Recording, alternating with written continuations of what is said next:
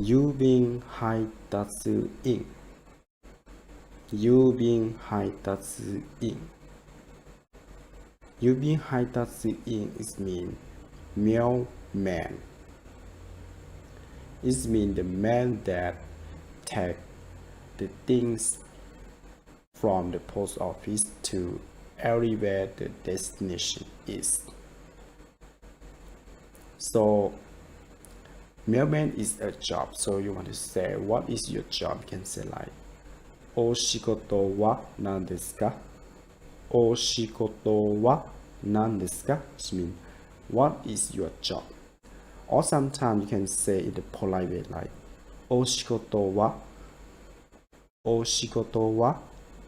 So Japanese people already know that what do you want to ask about?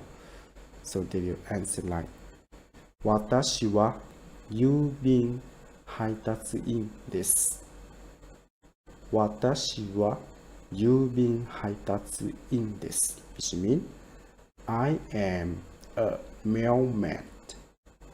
I am a mailman. 郵便配達員はいろいろなところに行きます。